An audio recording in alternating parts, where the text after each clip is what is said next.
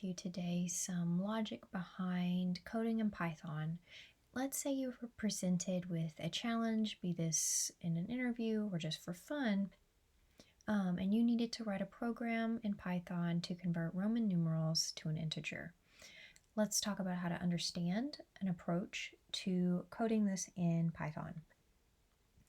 The first thing you need to do is understand the goal. In this particular example, we would be taking a string of characters,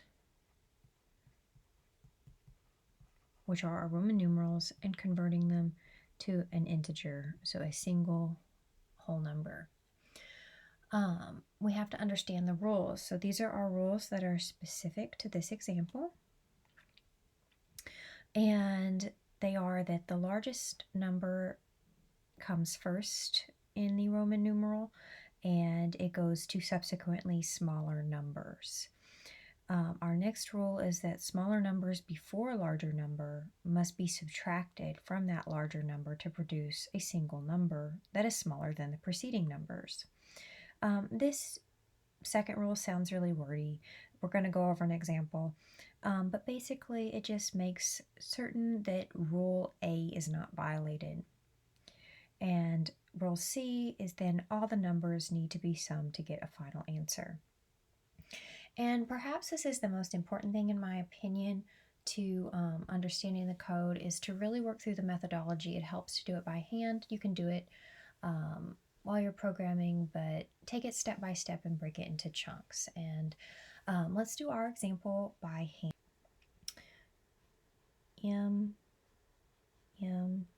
C, M, X, X, I. The first thing we would need to do is to convert this single Roman numeral, which represents a large integer, and think of it in terms of discrete chunks, so each individual letter. I'm going to go on and write the corresponding integer value beneath each individual term. So we have 1,000, 1,000, 100, 1,000, 10, 10, and 1. So let's go through our rules now methodically. We see that our list of numbers starts with 1,000, 1,000, it goes down to 100, but then it jumps back up to 1,000. Now this would seemingly be a violation of rule B, but I assure you this is a valid Roman numeral. This is not a violation of rule A because these two numbers together need to be regarded as a single number in Roman numerals, and that can be explained by rule B. So smaller numbers before a larger number must be subtracted from that larger number to produce a single number. And so what that would be, since 100 is less than 1,000, it would just be that larger number, which is 1,000, minus 100. So these two characters, C and M, together actually translate to 900, which is smaller than 1,000 and larger than 10. So let's continue. Starting at 900, we just go to 10, 10, 1. So the rest of this list checks out. It's in descending order. So we can move on to rule C, which is to sum all the numbers. So we have 2,921 is our sum. And that is the appropriate integer that corresponds to this Roman numeral.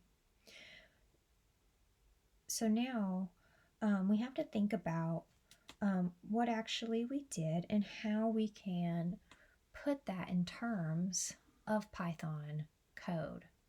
So the first thing that we did was to break up this string. So let's write a function. So we're going to have that function, and let's call it Roman 2 int. That stands for integer. And we're going to put in a single string, which would be our string of Roman numeral characters. Let me move the cursor. The next thing that we need to do is to make a list of that string. So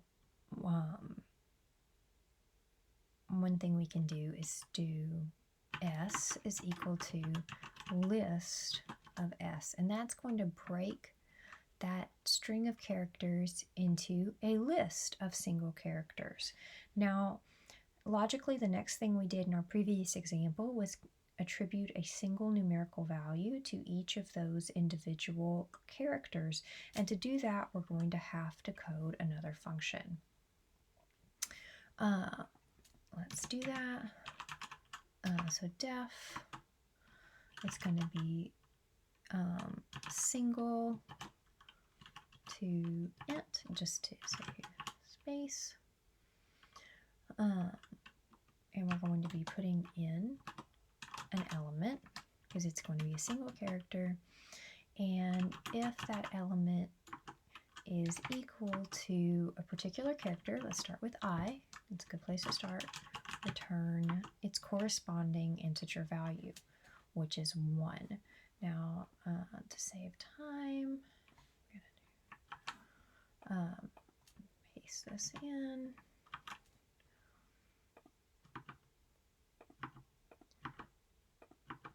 And I did that for all of my Roman numerals that I'm going to be using today. So that's the next thing is I'm going to need to create a list of integers, which is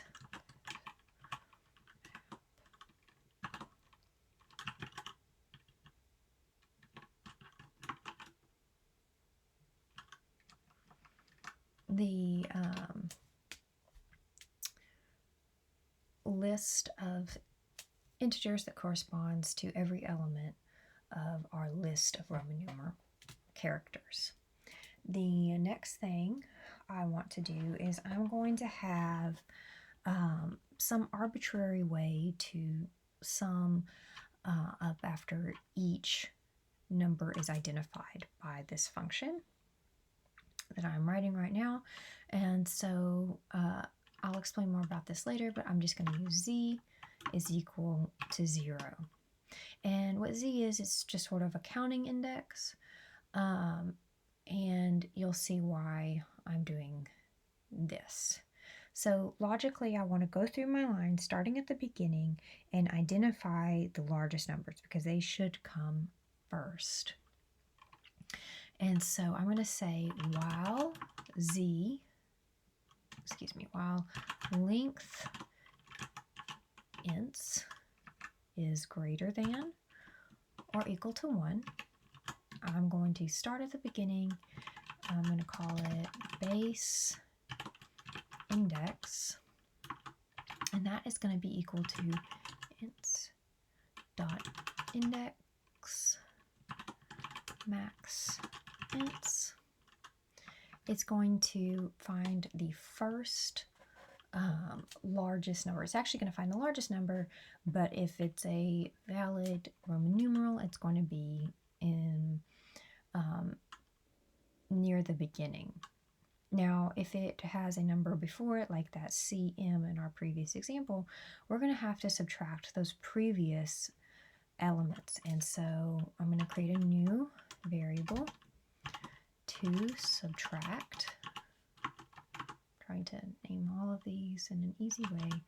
So I'm going to sum up the character and their corresponding integers that come before the base index. And then I'm going to say z, this is where z comes back in, which again, z starts out being 0. Z is going to be the sum of the ints at the base index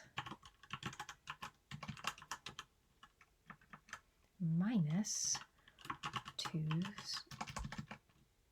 subtract. And the last thing we need to do before we can move outside of this while loop is redefine our int list. We need to shorten it. We need to remove those elements that we've already, I'm going to call it processed, from the list so that we move on to the next greatest number in the list. So what I'm going to do that is I'm going to basically just slice off the tail of the list and keep that tail. And then I'm going to return z. Let's go on and run this and make sure it doesn't say that there are any issues. And now I'm going to put in a Roman numeral to test. Let's see, why don't we start with our example that we did previously, cm xxi. Yes, 2,921. So our code works and we follow the same logic. Probably the most confusing part is the introduction of this base index. If you have any questions about that, please leave it in the comments, and if there are enough questions, I'll make another video. But in short, what we're doing is we're going to find the max number each time and subtract any smaller numbers that come before it, just like we subtracted 100 from 1,000 when we had the letter C before M. Thank you for watching my video. Please like and subscribe and leave comments below of things you would like to see in the future. Thank you all.